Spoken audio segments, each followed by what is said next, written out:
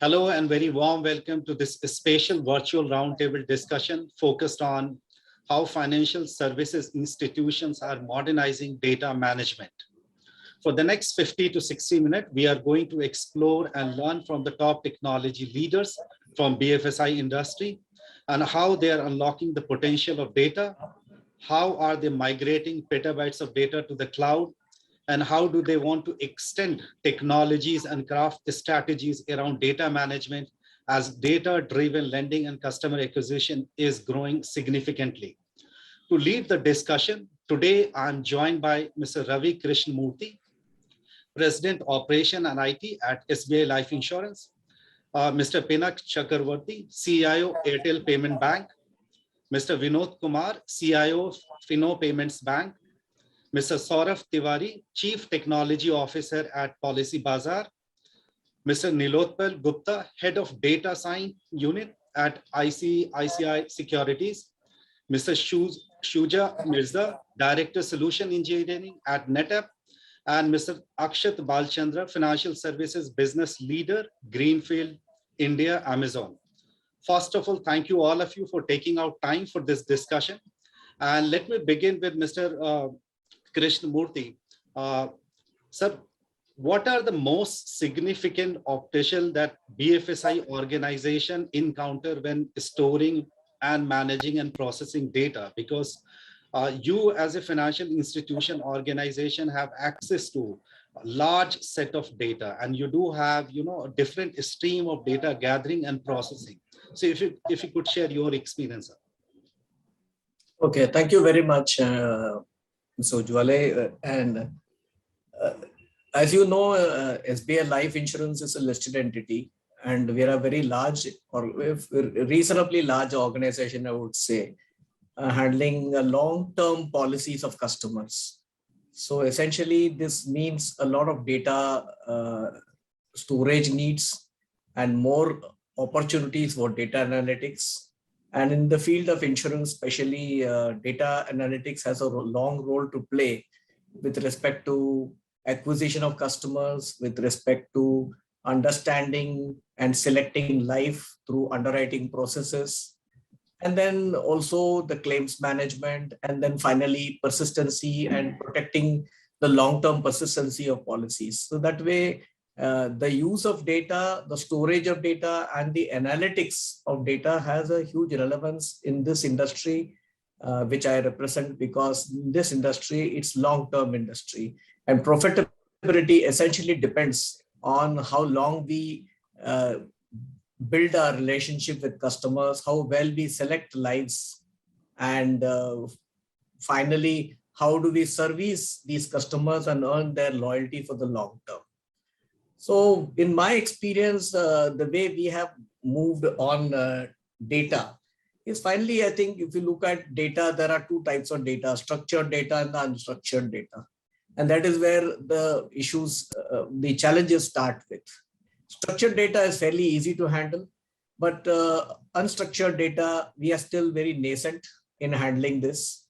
And if I look at the pillars of data management, I would say that the broad pillars of data management are, one is, it is finally, if you look at it, it is data privacy, data quality. I would say put it in this order. Data quality is the most significant important one, because the way you manage data depends on how well we capture data upfront, what is the quality of the data that we get, and how diversified is the data about the client. And then comes the question of how do we protect this data, how do we store this data, and then finally comes the usage of this data. This I'm talking about the structured data. There is a whole lot of unstructured data which is coming from social media, which is a bigger challenge in a very nascent industry of data management. I would say that the entire data governance framework of the country is at a nascent evolving stage, primarily because of two reasons. One is our privacy laws are still in the formation. So we do not know what shape it takes, what kind of regulatory frameworks come with respect to privacy. So in this industry, I would say that it is better at this point of time to take calibrated, sure, small steps so that we are agile and flexible enough for the future. You take very strong steps and then the regulatory framework comes from nowhere. And then you will have to do a lot of backward stepping. So it's my belief that it is better to start in a calibrated way and perhaps start cloud migration, etc., on a SaaS platform. So you take newer applications and build it on SaaS platforms, because that is where you have the agility. And on the past platforms, I think it is better to wait for the regulatory framework. How does it come about, and blend it into the cloud policy? So a data governance structure and a data governance policy, I would say, is very critical for the company, because it will involve all the aspects of quality, all the aspects of how do we store data, how do we use data, and finally, how do we protect data? What kind of organogram we have in a company to protect data? What kind of security arrangements do we have? What kind of hardware protection do we go for? And more important than that is, I would keep saying through the session, that the future branding of companies is going to be based on cybersecurity. Right. Because one way or the other, the data security is going to come about, and it's going to come about in a fairly rigid way. So we must be prepared for it upfront and build our security standards in such a way that the metrics surrounding the security standards, whether you call it cyber ratings or whether you call it KPIs, they kind of will give the confidence to the customer that, hey, this is a company with which I could share data. Right, right, absolutely. I'll come back to again, before I go to Mr. Chakrabarti and Mr. Kumar, I'll go to Mr. Saurav Tiwari. Mr. Tiwari, Mr. Krishnamurthy was mentioning primarily what he was saying, you need to have a better visibility across your data. Whatever data you have, whether it is a structured, unstructured, fiduciary, non-fiduciary, you need to have a better understanding of your data. And then possibly on analytics, you can use it also. If there is a law which is pending in the parliament, if it get fructify, you should be able to comply with that. Would you like to share some of the best practices and the technology that you have been leveraging at Policy Bazaar in terms of utilizing the data that you have, if you could share on that? Yeah, I think it's very relevant discussion which I heard from Sir Krishnamurthy sir. In fact, that kind of tells that a senior person, how he visualizes the entire such a sensitive topic around data.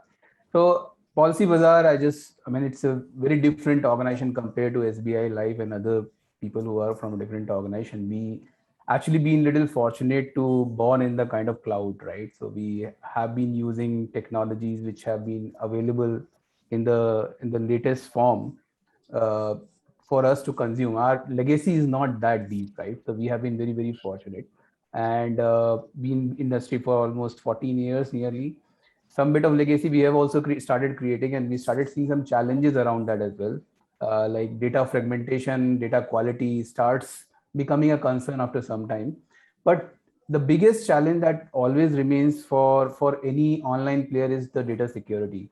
Right. I know, I mean, the data protection laws, etc., are going to be built, and things are in the at this time of time it is being formed right now. But when you look at the consumer's interest, I think it is very, very important for us to protect his privacy, and security is one of the most important part of it.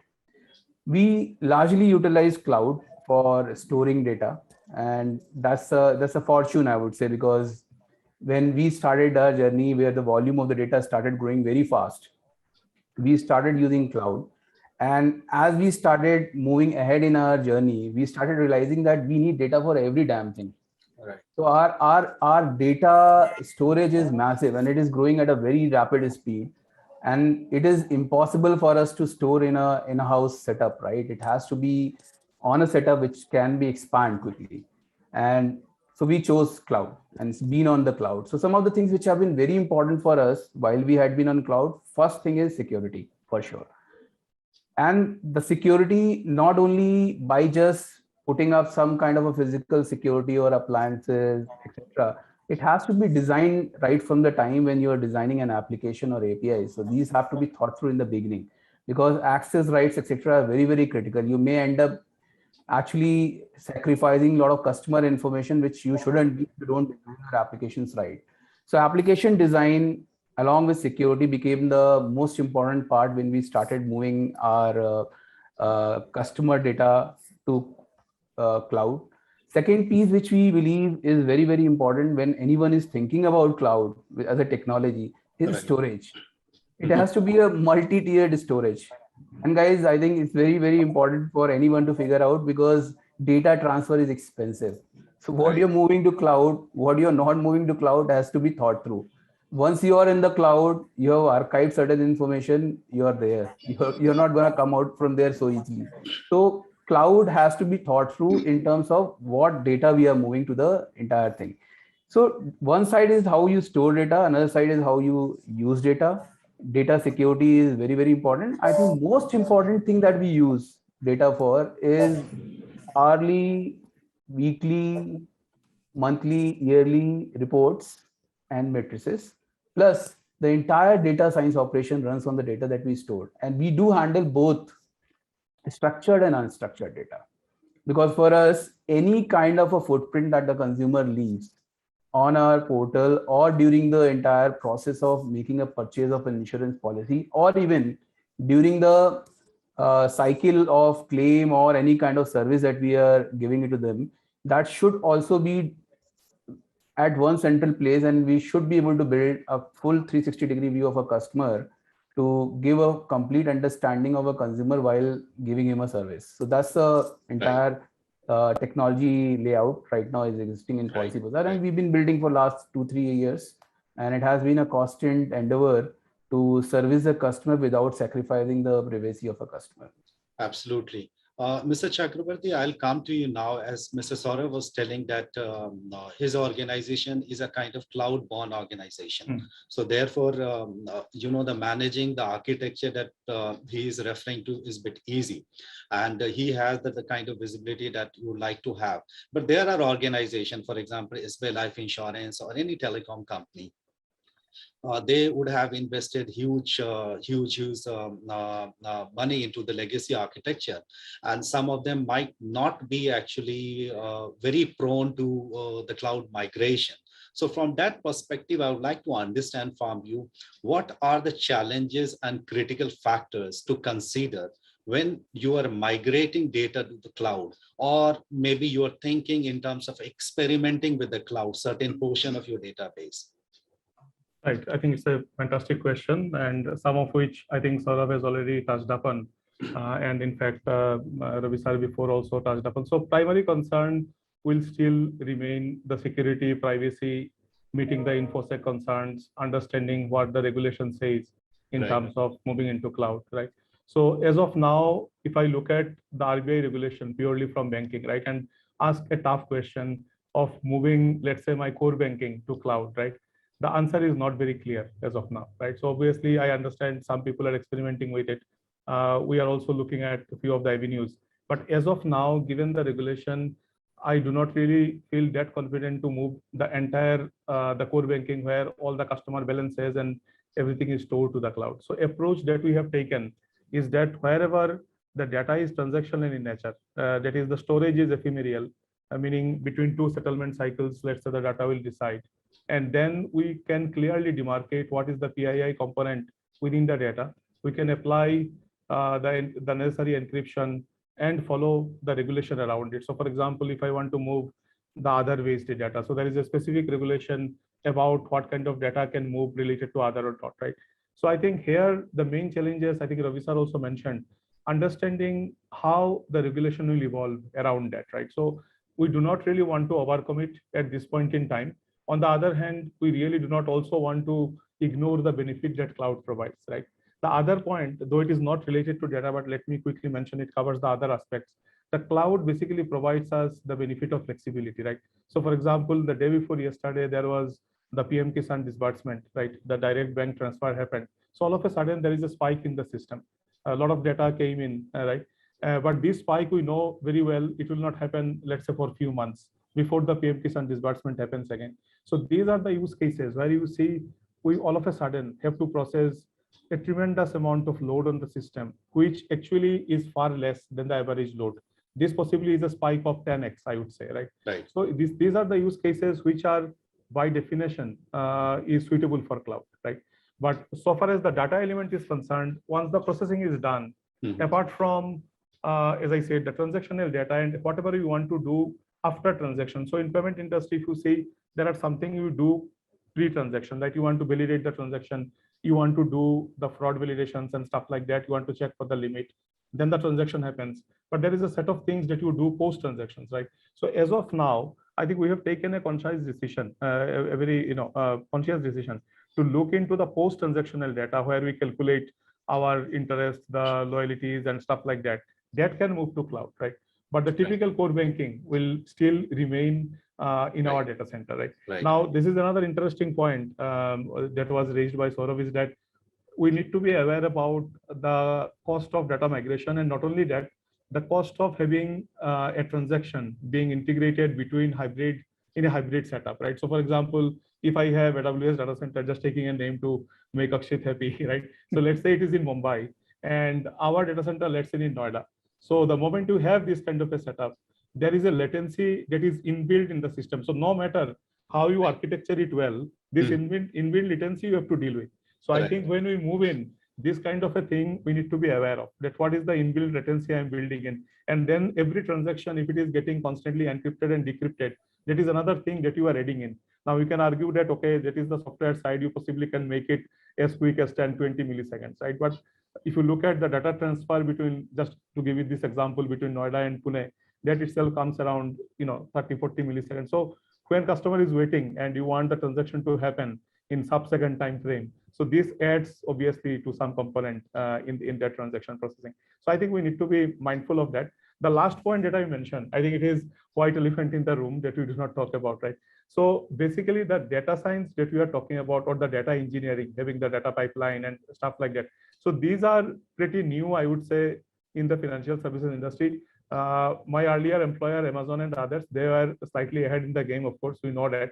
So for us to reskill our, the engineers, right, or to hire talent will continue to remain a challenge, right? So end of the day, unless data is converted into some sort of insight that will help you to do better operations, that will be able to do a launching of an innovative product, right? Unless you utilize that from the inside, then no matter what data you collect, that is basically not really that useful value addition for the business. Now, in order to utilize the data, the machine learning or the AI that we are talking about, right? So we are unfortunately, we do not have a lot of people who can claim deeper expertise on this, right? So I think we all are, the entire industry is in a journey path. So I think this is another challenge, and it will stay with us for a certain amount of time, but we really need to look at how do you build enough skill within the organization. Absolutely. I think a couple of points that you have raised is quite structured, especially the core banking. The organization are struggling to migrate. The second thing you mentioned about the data science and the capacity that we have in terms of our ability to understand, do we have the right sets of resources actually, which can help us in terms of asking the right sets of the questions. And also, you mentioned about the AWS of the world. I know that Akshat will come on that. So I'll go to Akshat, but before that, I'll go to Mr. Kumar. Mr. Kumar, a couple of things that Mr. Chakrabarti mentioned. One is the core banking, other is the data science, and the third one is a multi-cloud. But all these three are actual things that are going to be with any organization. Your IT infrastructure is going to be hybrid. So multi-cloud is a reality. You will have to deal with it. I mean, some of your application will be on-prem, some of will be in the public or private cloud, whatever you say, and multiple partners. And even if you look at the core banking, I believe 8 to 10% workload comes from core banking, and around 90% workload on your IT infrastructure is coming from the payment bank, APIs and all, with most of the bank. In such a situation, I would like to understand from you, if you have to modernize, let's say, your data, what should be an optimal strategy for a BFSI organization, given the fact that we have already discussed the challenges that we face? Okay. Thank you, fellow panel members. And no, I need to extend what actually Mr. Pinak mentioned, because we are the same industry, and the kind of challenges that I face every day. So I don't know. Actually, that's the way it is. The kind of a transaction volume which he mentioned about right now. Last week of May, actually it's only 3-4 days, the kind of spike which we both organizations I think we have to face and we have to transfer. Actually, that is the level of requirement of support that is required from IT services. Coming to your point, actually, I'm taking some of the points from Mr. Pinak and Saurabh and Mr. Krishnamurthy as well. How the banking industry actually working today. One, there are regulatory requirements, something which we need to follow. So where some of the things are not written, but the regulators may not be saying you can take cloud or you cannot take cloud. The moment you are taking to cloud, there will be hundreds of questions or maybe thousands of questions coming from a security angle. The operational expenditure or to maintain those requirements or to respond to regulators is going to be a pain for the organization. The kind of amount that we need to spend to manage those will be too high. Same time, there are so many applications which you already inbuilt. The core banking systems are there. Around that, there are so many surrounded systems. We have the fraud risk management system, AML, ALM, the SaaS solutions, the recon. Hundreds of systems which are working. Those are required to respond in milliseconds. So actually, the kind of transactions that we run, like AEPS transactions and the MATM transactions, other things, the response needs to be so quick so that the customer can be served fast.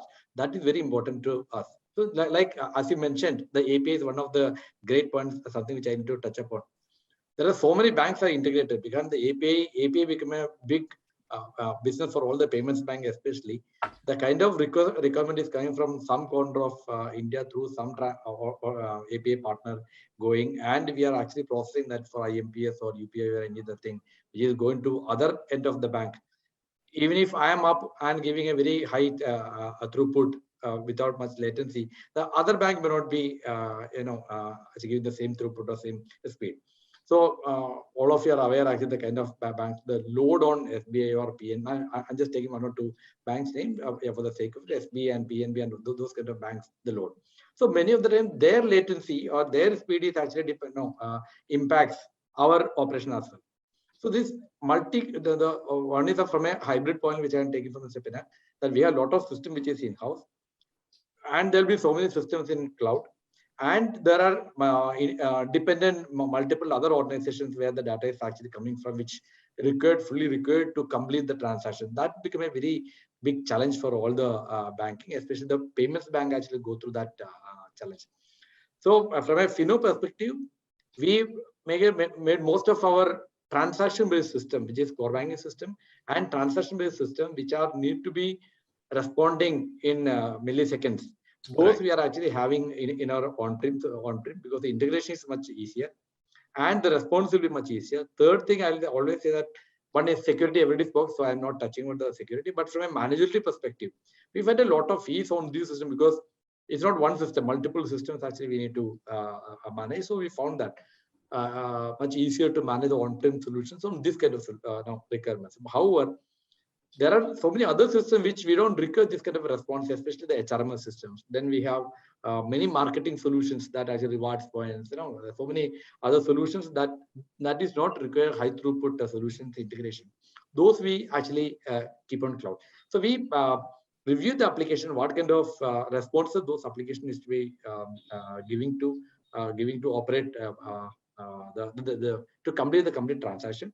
Actually, we take a call and either it is on cloud or on-prem managed. So I'm taking one more minute just to add the complexity coming if I'm going to cloud.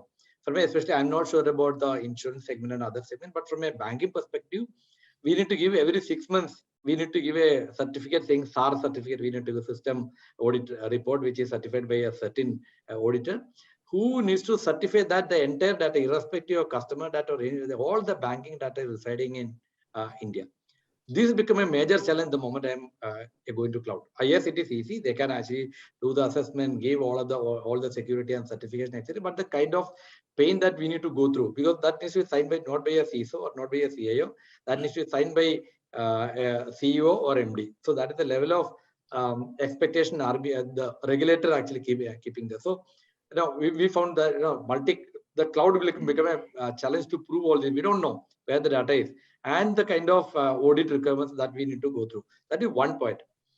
The second point where I'll become, if I'm depending fully on the cloud, from regulatory requirement, again, all the banks, irrespective of payments bank, I think this is applicable to any scheduled bank, we need to run the DR from the DR side 24 hours minimum. That to not on a weekend days or holidays. On a normal working day, we need to run 24 hours DR from different the DR side. Now, if I'm not keeping an on-prem and if I'm depending fully on the cloud, I need out multi-cloud solutions. Imagine the kind of pain that will be going through. So the kind of support that AWS is giving, the kind of support, I'm just taking another some of the cloud providers. It could be AWS, it could be Azure, it could be Google, or maybe controllers, or whoever it is. Multi-cloud will become a necessity for me. I cannot even imagine how we can run a DR 24 by switching from one place to one cloud to other cloud and then switching back to this cloud. And if there's a hiccup, and you know that how the banks are getting actually banks coming into media, we cannot afford that. So while from a technical perspective, from a aspiration perspective, we all support, and especially I'm sure that most of the banks, we support cloud. We understand the cloud. We understand the flexibility what we'll get. But from a reality perspective, where the practical problems which is coming, I think most of the banks actually try to keep their core systems, especially the high throughput transaction system within the on-prem, from all this kind of manual. Because today, if I want to shift to one DR to another DR, I don't know much depends, because I know this system, this location, these are the identical scenarios and everything. When it is going to cloud, lot of dependencies will be there coming in place. Yes, systems are technology is maturing. We'll also mature, and the time will come where all the systems can be into the cloud. The entire thing can be, and we'll be looking at that. At this point of time, it's a hybrid model. Core system in primary and secondary data center we have, and non-core systems what we are running for cloud. Right, absolutely. Mr. Mirza, would you like to add, especially on the point what other speaker have spoken, that not all workload will go to the cloud. There are certain things which is air gap and has to be on-prem. So whatever you are taking to the cloud, as to how you can, you can apply one of the best technology in terms of the data migration and understanding of the data, and that can enable organization in terms of a better visibility leading to better policy or utilization of all those things. So if you could give your brief remarks. Yeah, certainly. Thank you. And I'll start with Saurabh's example. He doesn't have to worry about moving to the cloud. So, and this is fantastic. So, the classification is a business decision, of course, supported by architects who would qualify that, what is the risk of moving these applications, or the perceived risk of moving these applications, and what precautions have to be, or checks and balances have to be put in place so that you can move confidently. And you would find being a geography like India, you have very, very good resources, both in service providers, the partners, as well as the hyperscalers or technology providers like us, where you would have people who would take you through that very, very seamlessly on the consulting side. Then while you move, is security aspects being discussed. I think Mr. Krishnamurthy, Pinak, Saurabh, everyone brought that up. Very, very important. And suddenly you are outside the four walls of the data center, and then the inherent, insecurity, you're exposed to the outside world, and how do you really protect yourself? It's not just the unauthorized access, but it's also the thing like ransomware threats, which are far more frequent than ever in these times. So how do you protect yourself? There's the 3-2-1 rule, which allows you to isolate your information, more so allows you to recover from such an attack very, very well. So back to the point of migrating confidently with in a very, very aware manner, knowing your risks, planning for the risks, and then making sure when you do so, you're very, very secure. And then you are able to get the biggest benefit of moving to the cloud, which is the rate of innovation. I think cost, we would come to cost and we would like to talk about cost, and it's a continuous endeavor that we keep driving down costs. And someone said storage. I think Saurabh mentioned storage and the volume of storage. With volume comes the cost also. And how do we really drive down costs on the storage side? It's a continuous endeavor. But more than that, it is very important that we give our customers the confidence to do business with us, and make it very easy from a UI UX experience. And that's where cloud plays a role. Right. So it's not a matter of what and which, but it is a matter of when, now. And I think industry is taking the step in the right direction. Moving to the cloud is imperative. Calculated, aware risks, mitigating them with the right checks and balances, and moving over confidently. Again, back to Ravi sir's comment, I think sure and small steps in that direction, is the right way to do so. Right. Once you are there, you should accelerate. Is what we're seeing. Right. Mr. Akshat, would you like to share your view, especially around some of the points raised by our speaker in and around their challenges in terms of migrating to the cloud or exploring cloud, and what actually they can take, and then there is a cost factor involved in it. Also, what Mr. Kumar was telling, that once you go into the cloud, actually are going into in a heterogeneous environment altogether. So if you could maybe take a couple of points on that. Yeah, thanks for that. So I think very, very pertinent points made by all the panelists. Let me address. So even before we get into some of the issues, I think it's important for us to step back and say, hey, is data really a competitive advantage for a 21st century business, right? And I'm presuming all of us will agree data is going to be a competitive advantage if it's not already, which means our ability to harness data for the business, either for better customer experience or efficiency or really building new business models, is probably going to be relevant for every business in every industry, not just in financial services.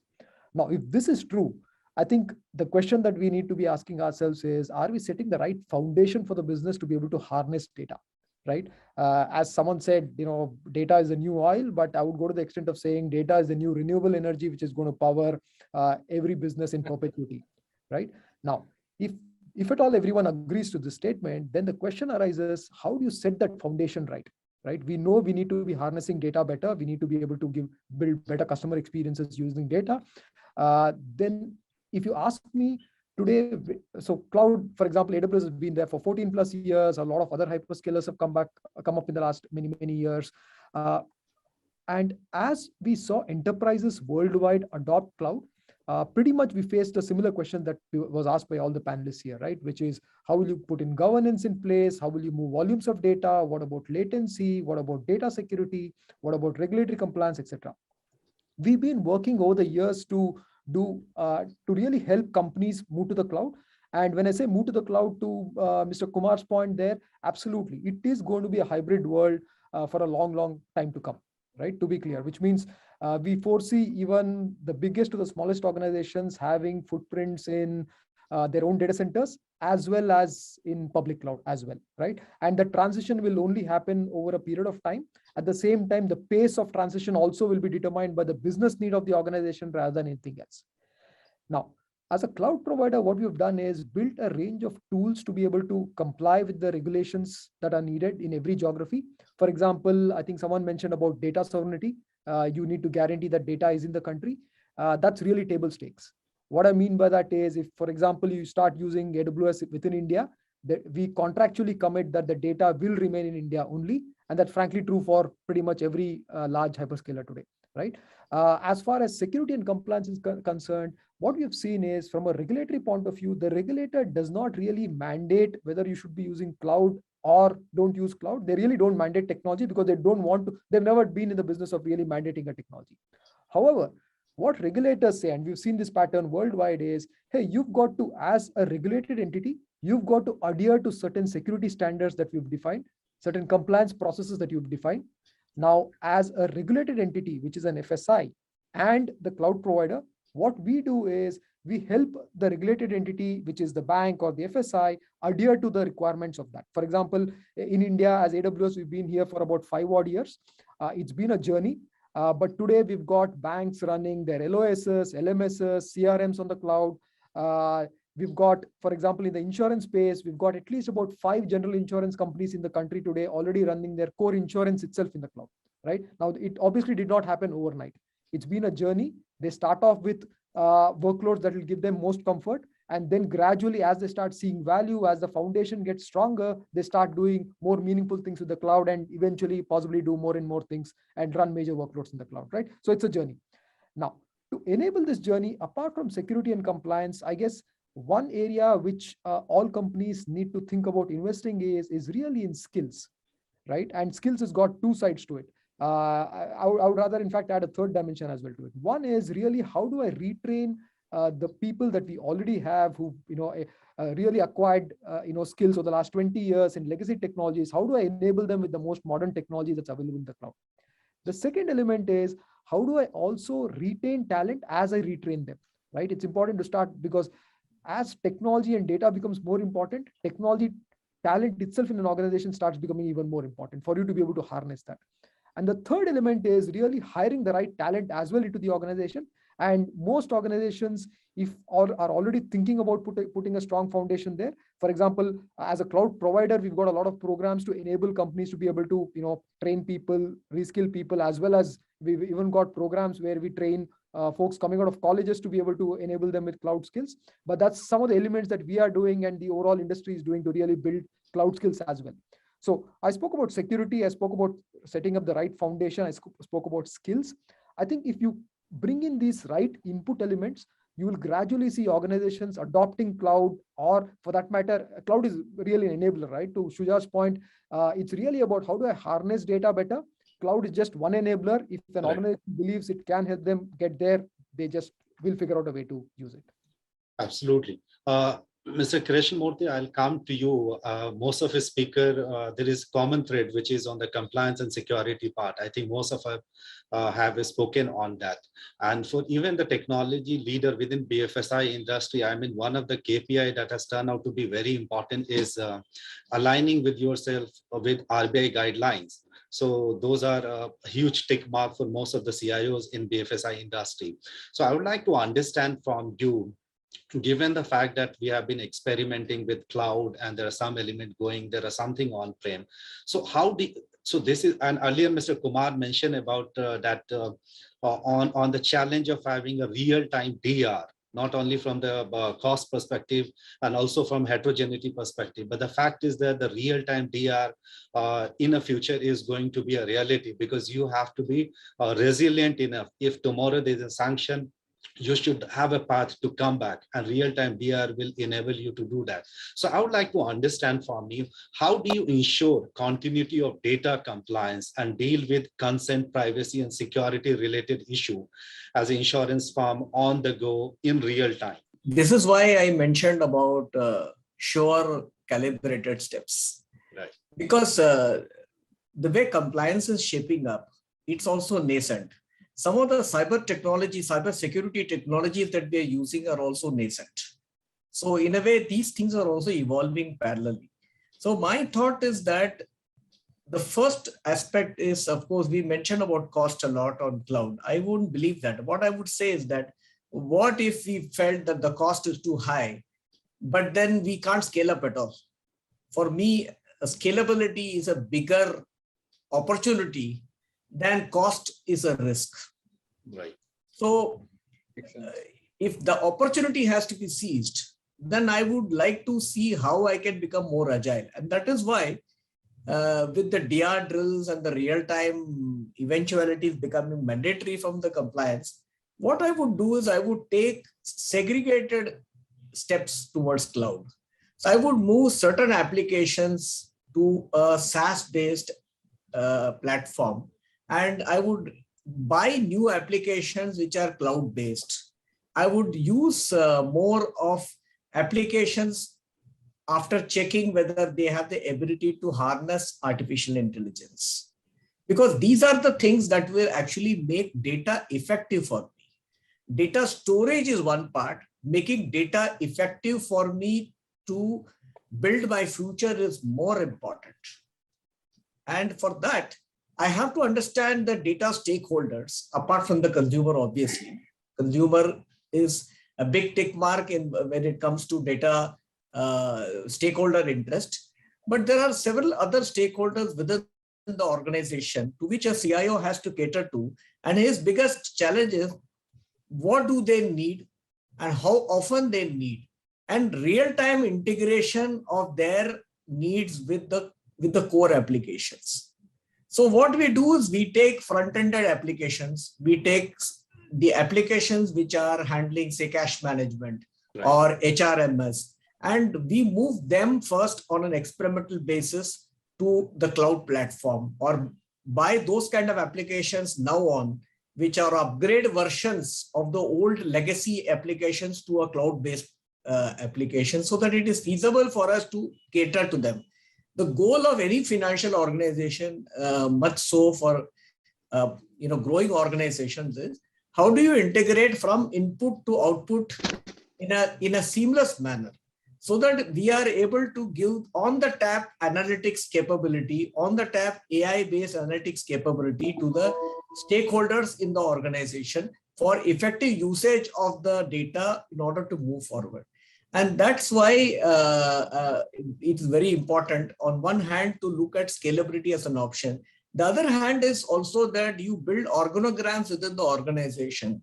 Organograms is what I say, what kind of data security protocols that you will have. If the opportunity has to be harnessed, the balancing factor is what are the protocols that you have. For example, at SBI Life, we have a data security officer, we have a data protection officer. So in that way, in the human organogram also, we have sufficient assurance given to consumers that we have capable structures to oversee the consent that they have given. The most important part of the origin is the consent the customer gives to use his data. Now, any customer, is interested to know how good is this organization to use this consent effectively in a secure way without violating his privacy. And that is why the organogram comes in handy. Apart from the organogram, what we are also building simultaneously, we don't wait for the law to be passed in Parliament. We parallelly work on data classification tools. We work on data loss prevention tools. These are kind of middle things that we need to keep doing, because by the time the law becomes an eventuality, your framework of data governance is solid enough in terms of classification of data, in terms of loss prevention, in terms of cyber security ratings. So these things, you make it more formidable. So the moment you make that formidable, as and when the law comes in whichever shape, you have the organogram structure as well as the security structure is sufficiently robust enough. Plus the way it is governed at the board level or at a management level. Even we have a separate data security council.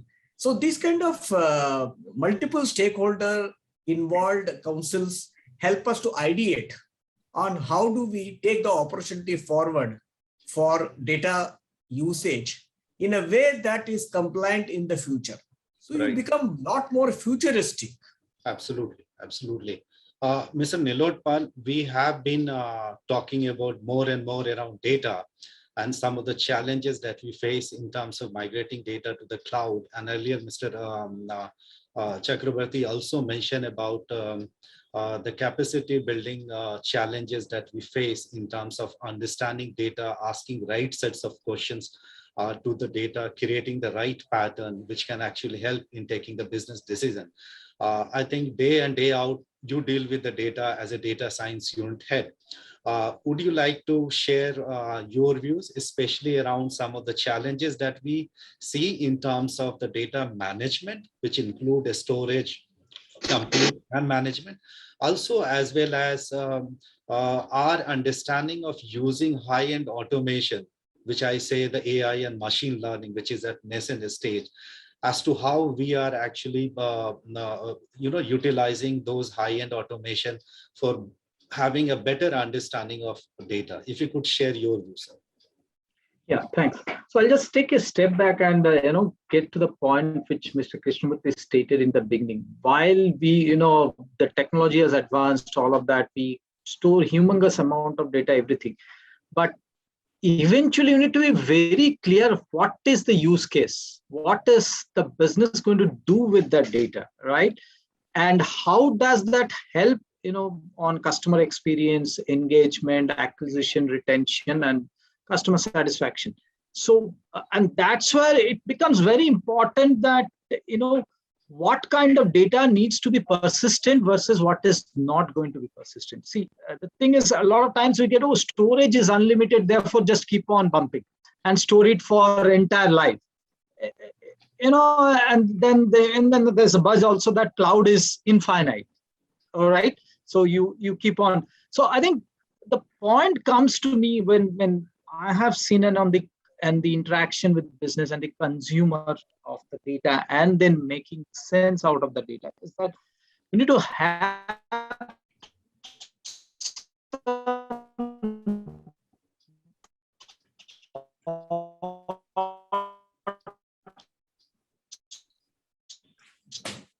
I think we are facing some audio issue.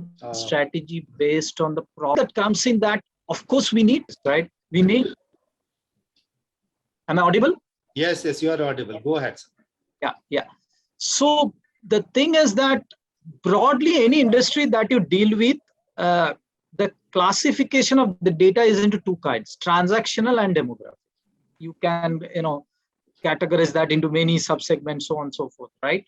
So it's like, how do we analyze transactional data and then relate to demographic and making a sense out of it? And that's where the entire data management piece comes in, that how do I organize my data? How do I, structure my data? And what kind of history we want to keep, for how many years we want to keep history, and thereby get into archive. A lot of industries that is driven by regulations, and some cases it is some based on business use cases that we take. And then, of course, the point of security obviously comes in protection. The other thing is the field of data science is so evolving, right? And all of us are actually learning, because with the digital intervention, things are changing so fast, right? So how do we consumerize data, which the involvement of technology plays a big role, right? Right. Is it as we grow and the data becomes bigger and bigger, and you try to help business? One of the things that we are kind of getting into with due security aspect and data management in place is to democratize data, right? What I mean by that is the data available in a very short time frame in the tip of the iceberg to the business, right? Because today's date, the business use case evolves so fast that every time a business has to come to analytics and data science for every small things, then by the time the data science team or the analytics team delivers things, the business use case might be over. So data democratization is a big thing that I see is going to take the digitization way forward, especially for the businesses to take decisions within the right security framework and data management. The other thing, because we have huge amount of data available, the importance of machine learning becomes more and more, right? See, the techniques of statistical modeling has not changed. You want to run a logistic regression or linear regression, you want to run that. Absolutely. But the way machine learning is helping, that today you are dealing with billions and millions of transactions and a huge volume of data, right? So the traditional way of doing modeling is not able to meet the expectation of business. So thereby the usage of the latest tools and doing machine learning models is helping get outcomes very rapidly to the business, because the tools and technologies that have changed, the computation power is very high. You are running these models in near real time. We are eventually getting into a situation when the customer is on the platform, you do a product recommendation to the customer. Absolutely. Because those days are gone when the customer came to the platform and then you got his data in some time and then you analyzed behavior and done after 1 month you recommend a product to the customer. The customer says, boss, I have taken immediately the next thing, right? So that's where the importance of machine learning has come in, and it's an evolving industry. As the situation today in the industry is that the demand is more, the supply is a challenge. So therefore, the skilling of the resources on right techniques and strategies and taking with them. The other thing is the RPA and automation has taken a big move, because you are dealing with huge volumes of data. The days where, while technology came in, there was still manual intervention involved in processing of data, right? Lot of those things are getting automated through RPA and other things. And that is helping the operations sides of the world in an organization in a big way. Absolutely. Absolutely. I completely agree with you that what we need, especially to provide a delightful customer experience, a greater visibility across the data. And that can only happen when you have the integrated platform, a kind of console way of looking at to the business. And instantly decision could be taken if you have to do the upsell, that kind of thing. We are in the last leg of this discussion. We are almost touching an hour time. So we have just 10 more minutes. So I'll request each one of you to be quick, and I'll ask you a general question. Mr. Chakrabarti, what changes do you anticipate in data management over the next 2 to 3 years, given the fact that we are anticipating a new regulatory framework, which is pending in the parliament, and some of the other challenges that we have already discussed? Yeah, so I'll touch upon the regulatory side of it. So I believe the regulation obviously will drive the data governance policies that I think Ravi sir and others talked about. What I believe will change, and in fact, we are also experimenting few things, right? So those policies will not be a document, a stale document lying somewhere. Rather, we will start automating those policies, right? And it's a bold step going ahead. But for example, there are few things which we are already automating. So for example, finding customers' PII data, right? So can a system find out the PII data automatically and tag it as a PII data, and then the policies around PII data will be auto applied, meaning you do not have to go and say, well, this is the other number, and hence it has to be encrypted in a certain manner, right? All PII data will follow a policy and it will be auto identified. The other point is the automatic tagging of the data. So right from the dashboard, which is visible, let's say in a call center, then going back into the data scheme, right, where database schemas are there, and back to the even to the column level, right? You possibly will be able to tag it all across, right? And then finding data lineage automatically, right? So there are tools available right now. We are experimenting with 1 or 2 where it can actually show us how PII information is flowing across the transaction. So once you auto apply a policy on a particular data element, all the derived data from it will have the similar policy, right? So I think the automation, I think Nilotpal mentioned in terms of RPA and automation, though the context was different, but I believe in order to apply the very complex regulation, we will see a lot of automation coming in the data management policies as well, right? The other thing, let me touch upon, which is obviously my favorite, is that, and again, I think Nilotpal touched upon this, 2 things here, right? So the data, looking at the staleness of the data, right? So if you look at the transactional data, you look at financial reports or balance sheets, right? These are always some event that happened in the past, and now you are looking at it. Now it will become more real time, right? And in fact, there are few things we are also trying. So when customers are coming and do something on our app, right? Can you understand what they are trying to do? And either if they're struggling there, for example, somebody trying to do a fund transfer and we see they are struggling, can we help them in the app itself when they are in the middle of the transaction itself, right? So frictionless journey, I think AI will become. So my favorite is this, that AI or data science, instead of being an elite organization doing something, talking about SBM, neural net, which nobody understands, right? Apart from them and few of us, right? it will become more available to everybody, right? Meaning Absolutely. at every stage of the business process, at every stage of the decision making, every interaction, we will use AI. So AI will actually become the foundation of the business. I think Right. I'll stop here. Right. Mr. Saurav, would you like to add your views, especially given the fact that you are a cloud-born organization? So your maturity of maybe romanticizing with the cloud is slightly weird than other organizations. I was just thinking because it might sound a little weird, but I'll just throw my views. Point number one, I think of course, I think data protection laws and bills are gonna be the part of our lives. It's very clear because the way data consumption is growing in the industry, it's gonna be the part of our lives. And of course, data science, I'm hearing that it's picking up. I remember 3 years ago, 4 years ago, it was not the mainstream technology, but now it's mainstream technology. Right. And as I was just hearing some of the conversations, it's pretty evident that people have started using data to build intelligent products and solutions for better consumer experience. It is no longer a liability just that you're storing in your data warehouse. So that has tremendously changed in last couple of years, and COVID has kind of given a push, and we expect things to go a little further north, as Pinak was telling. And the third thing, which I believe, I'm just guessing, and I have a hunch, and this is what I'm seeing, I think the blockchain will become quite prominent. Right. The ownership and the control of the data will now start residing in the owner's hand. And I think that's a tremendous change that we are expecting in the next 3 years down the line. Right. That is bound to happen because right now, you put your data somewhere, you don't have any control over it. But I think as the blockchain technology is maturing, I think this will become a reality. No, you're absolutely right. I also believe if we are able to do some tweaking on our financial rule and business rule, blockchain could have a huge impact because right now it's not able to become key part of our financial system because the rule has to be changed by the parliament.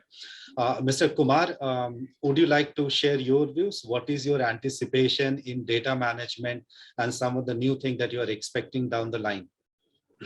So I think I need to extend what Mr. Pinak and Saurav said. One, from a BFSI segment point of view, most of the regulatory requirements, some other way, it is already there in place. We have our PCI DSS implementations, other regulatory controls are there. So a lot of controls are already there in place, but I'm sure that the DPL will give a lot of other elements that needs to be in line with maybe the GDPR and other recommendations. Something which all the organization will have to move ahead, and everybody is, I'm sure that all of us would have built the foundation for that. We'll look forward to that and build accordingly so that the data will be secured and we can actually sleep peacefully in the night. Right. Mr. Shuja, we also noticed, the gradual innovation in as to how we store data and process data. I mean, we went to the flash or something like that. So what is your assessment? Given the fact that we are generating petabytes of data every day and the data stream now that is available even in the public sector and the bank financial institution is huge. So the possibilities of understanding, having what Mr. Nilotpal said, whether the regressive analysis or other kind of analysis is a bit high. Sorry, yeah, I was hoping that you had something else beyond that. But yes, while you talked of all these initiatives and we discussed so much of digital initiatives, leveraging data for innovation, creating products, etc. Since I am from the technology side, I want everybody to please appreciate how much pressure it puts on us to respond to such demands. It is, back in the late 90s, it was, if somebody said a few MBs or few Mbps, it was more than enough. Right. Now conversations with some of the telcos, I mean, few hundred gigabytes per second throughputs. That's the kind of speeds and feeds they're talking about, and it is real. They're running it now. They want to run it in the cloud because it has all the niceness and coolness of running such AI workloads in the cloud, and they would need a storage platform on which these availability as well as performance metrics can be supported. and it does put a lot of pressure on us, and we are absolutely, gearing up. We've already delivered some of these, and really looking forward to. So again, that's one aspect. The other one is when it comes to regulations, it is in some sort of way, it does put pressure on us, because these are data services which come from our platform. There could be third-party softwares which come and sit on your data repositories, but they could natively spring out of your data platforms, or the data planes, as we would like to call them, and then complete the solution. It is important.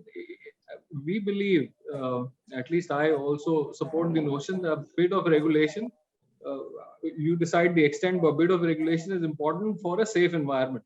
Right, is very, very important. Otherwise, imagine if regulations were not there, how would data be used or misused and thrown all around? It will defeat the whole purpose. Now, giving back control to the user, Saurabh mentioned blockchain as one of the ways of doing that. I think that is getting very, very real.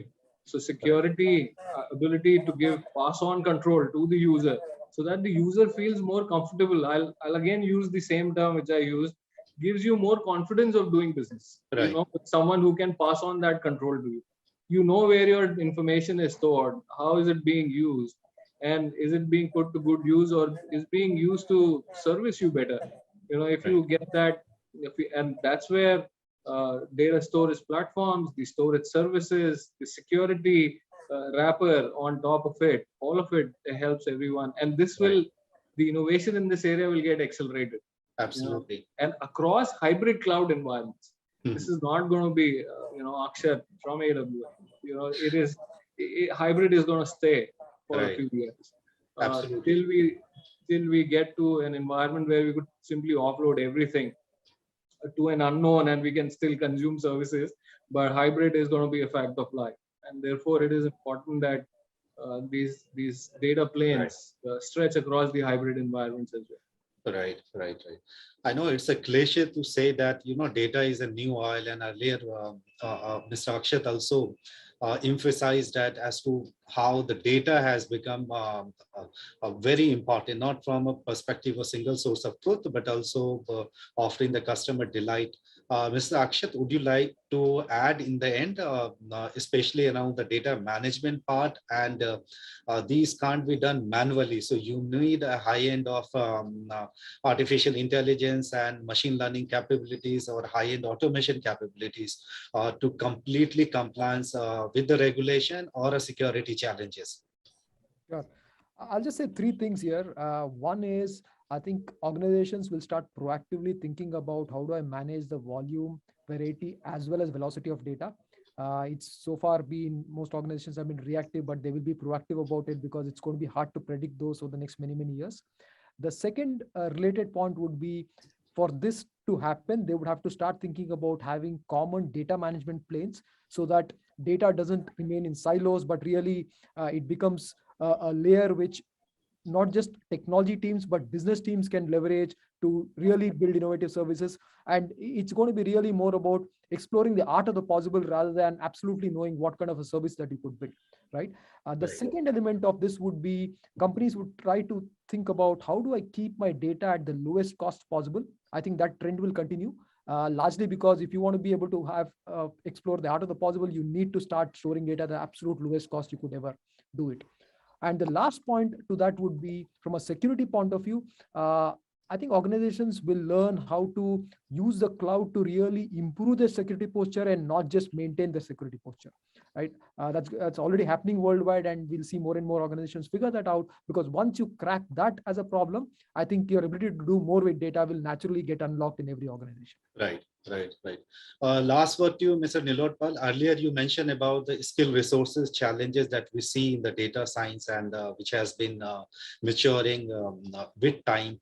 And what Akshat right now just said, the art of possibilities, and that art of possibilities can only be achieved when you have the art of asking right sets of questions, and you need to have the right, that is only doable. Would you like to share in terms of the capacity building and skills resources especially in the data science and data management part? What is your assessment down the line in a couple of years? I think,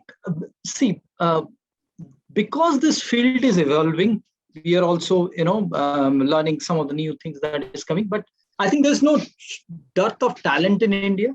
Okay, it is about when the people come in, how they understand the business that in which the data science needs to be embedded in to solve the business problem, and the continuous tenacity to learn new things. Because thanks to open source, the way things have changed and changes very fast, technology is consumerized now, right?